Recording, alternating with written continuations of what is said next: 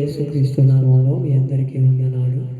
నా దేవుడు మిమ్మల్ని మీ కుటుంబాలను నిండారులుగా దీవించును గాక.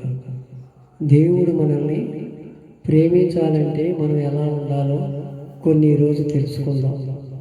నిన్న మనం చేసిన ప్రార్థన దేవుడు ఆలకించాడు. ఈరోజు ఆయన రక్తమాంసాలు అందరూ కూడా మనక్షాక్షి నిబ్బరం చేసుకొని హృదయాన్ని భద్రపరుచుకొని ఆయన రక్తమాంసాలు పొంది దీవించబడ్డారు. సేవకులు కూడా వాళ్ళు దీవించారు.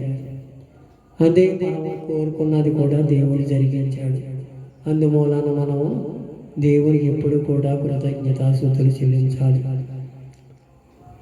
1 కొరింథీ పత్రిక 2వ అధ్యాయం 9వ వచనం నేను చదువుతున్నాను.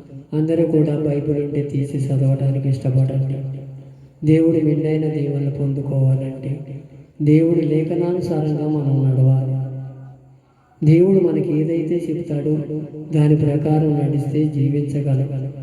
మనిషి రొట్టి వల్ల కాదంట, ఆయన ఇచ్చే జీవాహారం వల్ల నరుడు బతుకుతాడని. జీవాహారం అంటే వాక్యం. ఆ వాక్యం మనం ఎప్పుడూ నీరు కట్టి ఫలింపజేసేవారంగా ఉండాలి. అదే దేవుడు కోరుకుంటున్నాడు. 1 కొరింథీ పత్రిక 2వ అధ్యాయం 9వ వచనం. ఇందును గూర్చి దేవుడు తన్ను ప్రేమించు వారి కొరకు ఏమి సిద్ధపరచునో అవి కంటికి కనపడలేదు, చెవికి వినపడలేదు, మనిషిని హృదయమునకు అగోచరము కాలేదని వ్రాయబడి ఉన్నది. మనుషుడికి అంట ఆలోచన లేదంట. ఇది నాకు చేస్తాడంటావా? దేవుడు నేను ప్రేమిస్తున్నానని అనుకుంటున్నానే కానీ ఆయనకి ప్రేమించటం అంటే ఏంటో మనకి తెలియటం. నేను ప్రేమిస్తున్నాను అని చెప్పుకుంటున్నామే తప్ప ఆయన ఏదైనా కలిసి వస్తే అయ్యా అని ప్రేమిస్తున్నాం. ఏదన్నా కొద్దిగా లోటైతే సార్ ఎంతో ముఖం వికారం అయిపోద్ది. దేవుని సన్నిధికి కనపడం, కొద్దిగా ఆరోగ్యం అయిపోయినా, కొద్దిగా ఏదైనా కలిసి వచ్చేది కలవకపోయినా, ఇవన్నీ కూడా మనం బాధలతో ఉండిపోయి దేవుని సన్నిధికి దూరం అవుతాం. అవి కంటికి కనపడవు. ఆయన ఇచ్చే మేలులు కూడా అది ఈ లేదని మనం బాధపడకూడదు.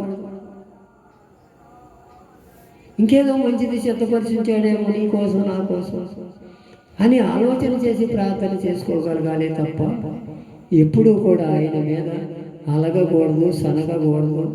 మనం ఎప్పుడూ ఆయన సన్నిధిలో కనిపెట్టుకొని ఉండాలి. ఏమేమన్నాడు? 10 మంది పిల్లలు సరిపోయారు.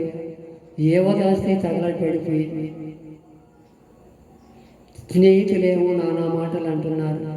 భార్య కూడా వచ్చి ఇంకెందుకు దేవుడో దేవుడో దేవుడో అంటావు, దేవుడిని దూషించి మరణం కామని కూడా అంటుంది. మూర్ఖురాలు మాట్లాడినట్టు మాట్లాడతావేమ్మా.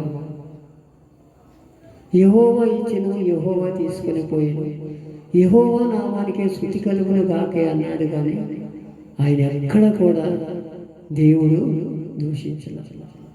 కలిసి వచ్చినప్పుడు బాగానే ఉన్నాం, కలిసి వచ్చినప్పుడు మన సొమ్ము తిన్నవారు వీళ్ళంతా. ఇవాళ కలిసి రాకపోయేటప్పటికి నలుగురు 4 రకాల మాట్లాడుతున్నారు.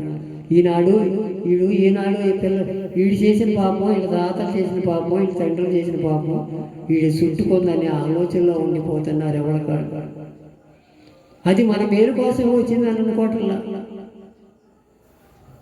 2 అభిషేకం పొందుకుంటామని పొందుకోవటం. దేవుడు ఆ మాట ఆ మాట అనగానే అడిగాడు. 2 పోయిన దానికి రెట్టింపు ఇచ్చాడు దేవుడు. దేవుడు నేను అన్యాయస్తుడే కాదు. కాకపోతే ఆయనను మనం ప్రేమించాలి.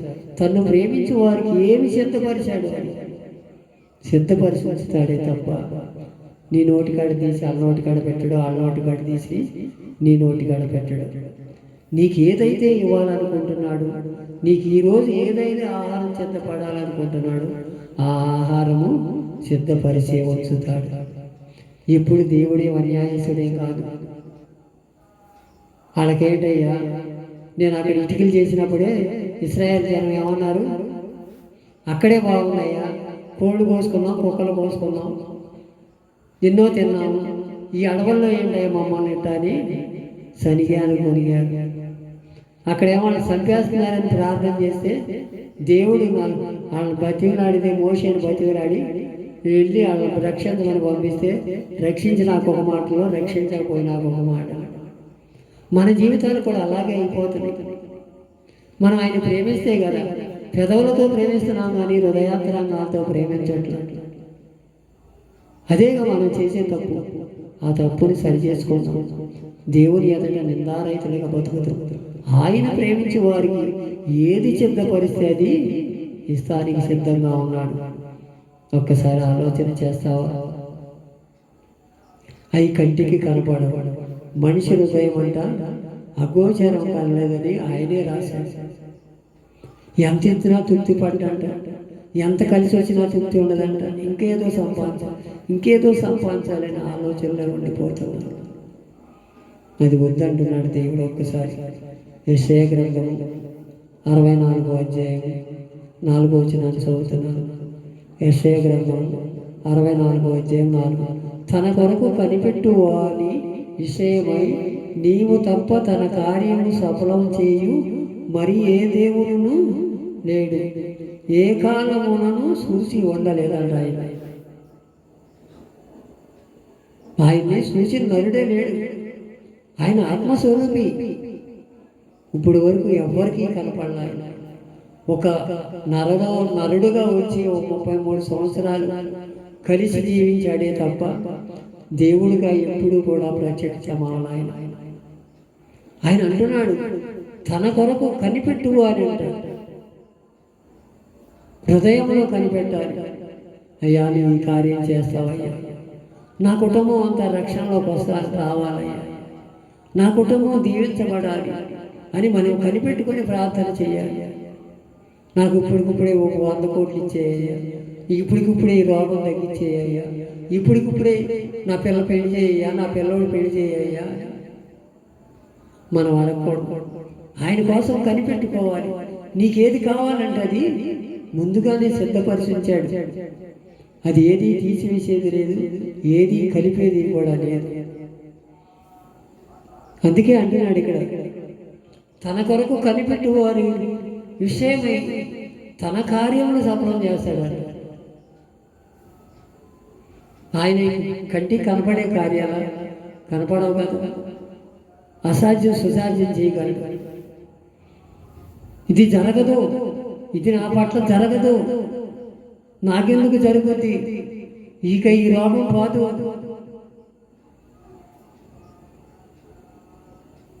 అనే ఆలోచనలు ఉన్నవారు దేవుని దృష్టిలో ఎర్రి వాళ్ళ కింద ఉంటారు. నాకు ధార్యం నాకు ఇస్తాడు, నాకు ఈ రోగం దేవుడితో పోయింది, దేవుడు మేలైన మార్గంలో నన్ను నడిపిస్తాడని ఒక తీర్మానం చేసుకొని ధైర్యంగా అడగగలిగితే ఆయన కార్యం చేయడానికి ఇష్టపడతాడు. మనం అలా అనుకోకూడదు. ఒకసారి మన హృదయాలు మనమే పరిశీలన చేసుకుంటే సఫలం చేస్తాడంట. దేవుడు ఏ నరుడో కూడా ఇంతవరకు చూడాలి. ఆయన ప్రేమిస్తానే ఉన్నాడు. ఆయుష్ ఇచ్చాడు, ఆరోగ్యం ఇచ్చాడు, మన కుటుంబం కొడుకు ఒక బాధ్యత ఇచ్చాడు, భార్యలు ఇచ్చాడు, బిడ్డలు ఇచ్చాడు, తల్లిదండ్రులు ఇచ్చాడు, అందరినీ అన్నతమ్ములు ఇచ్చాడు, అక్క చెల్లెలు ఇచ్చాడు. వాళ్ళ కోసం మనం ఏం ప్రయాసపడుతున్నాం? రేపు లెక్కప్ప చెప్పినప్పుడు ఏం చెబుతావు అని నేను అడిగినప్పుడు నువ్వేం చేయగలవో ఒక్కసారి నీ హృదయాన్ని నువ్వే పరిశీలన. వారి కోసం తప్ప మనం ఏమి కూడా సఫలం చేస్తాడంటే ఆయన ప్రతి విషయం కూడా సఫలం చేస్తానికి ఇష్టపడే దేవుడు. అలాగే యాకోబు పత్రిక 1వ అధ్యాయం 12వ వచనంలో కూడా చదువుతాం. యాకోబు పత్రిక 1వ అధ్యాయం 12. శోధన సహించువాడు ధన్యుడు, అతడు శోధనకు నిలిచిన వాడై ప్రభు తాను ప్రేమించు వారికి వాగ్దానం చేసిన జీవకిరీటం పొందుతారంట. ఆయన ఇచ్చిన వాగ్దానం స్థిరపరుచుకో.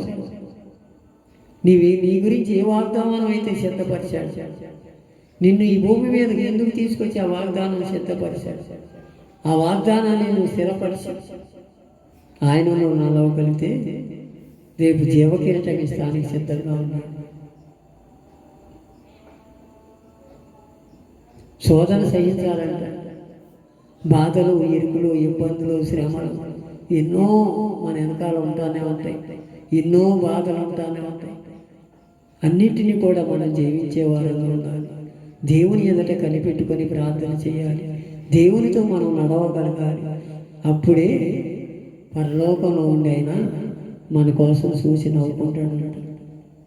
ఈ ప్రియ కుమారుడి వల్ల నేను ఆనందించుచున్నాను, ఈ కుమార్తె వల్ల నేను ఆనందించుచున్నాను. మనం ఏదన్నా పాపం చేస్తే కూడా ఆయన అక్కడి నుంచి చూసి అంటాడు, వీళ్ళ గురించి నేను పశ్చాత్తాపడుతున్నాను, వీళ్ళకి మారు మనసు కలగటలేదు అని ఆయన ఎంతో బాధపడతాడు. ఆయన బాధ పెట్టేవారు ఉందామా, ఆయన సంతోష పెట్టేవారు ఉందామా? ఒక్కసారి మన హృదయాలు మనమే ఆయన ప్రేమించిన వారి వాగ్దానం ఇప్పుడు కూడా స్థిరపరుస్తాడు. నిన్ను వలె నీ పొరుగు వారిని ప్రేమించు, తల్లిదండ్రులు సన్మానించమని ఈ వాగ్దానాలు ఆయన చిన్నవి కదా. అయ్యే మనం సంపాదించుకొని దేవుని ఎదుట ఆయన ప్రేమించేవారు వరకు ఏమి సిద్ధపరుస్తాయి మన కోసం సిద్ధపరిచానంటున్నాడు. ఆ సిద్ధపరిచిన వాటిని అడుగుదామా? అడగవసరలా. ఆయనలో ఉంటే, ఆయనలో నడిస్తే, ఆయనలో అంటుకట్టబడితే అన్నీ మనకు అనుగ్రహించే దేవుడు, అన్నీ ఆయన సమకూర్చే దేవుడు. ఆయన మనతో మాట్లాడుతున్న మాట. ఏది కావాలో కోరుకొని మేలైన మార్గంలో నడుద్దాం. ఈ రాత్రికాల సమయంలో సరైన తీర్మానం, అయ్యా నువ్వు ఇందుని గురిచేగయ్యా ఈ లోకానికి వచ్చేది, మా పాపాల నిమిత్తమే, మా దోషాల నిమిత్తమే అయ్యా, మాలో మార్పు కలగటలేదయ్యా, మా జీవితాలు మార్చుకోలేకపోతున్నామయ్యా, దయచేసి క్షమించయ్యా. నా దేవుడు ఎవరికి కనపడదు, నరులకి ఎవరికి ఇంతవరకు దర్శించిన వాడు కాదయ్యా. ఆత్మలో సత్యంతో నన్ను ఆరాధించేవారు వర్ధిల్లుదురని నీ లేఖనాల బట్టి మేము తెలుసుకున్నాము. మేము ఆత్మలో నిన్ను చేర్చుకుంటాము. నా హృదయంలో నీవు ఉన్నావయ్యా, నా హృదయంలో నీవు ఉన్నావయ్యా అని మనం ఎప్పుడైనా ఖచ్చితంగా చెప్పగలిగాలి. మనం దానికి తగినట్టు జీవించగలిగితే దేవుడు కార్యం చేస్తాడు. తన కొరకు కనిపెట్టేవారు ఎప్పుడు కూడా కనిపెట్టుకుని ప్రార్థన చేసేవారు ఆయన దూరపరిచేవాడు కాదు. ఆయన జీవకిరీటం ఇస్తాడు. నమ్మకమైన బాల, నమ్మకమైన దాసురాలా అని నిన్ను నన్ను పిలవగలిగి యోగ్యత మనం కనిపెట్టుకుందాం. ఆయన ఎదట నిందారహితులుగా నిలుద్దాం. ఆయన ప్రేమించే వారంగా ఉందాం. ఆయనలో మనము అంటుకట్టబడితే జీవ కిరీటం పొందుకొని నిత్య రాజ్యంలో మనం అందరం ముందుముగాక. ఆమేన్, ఆమేన్.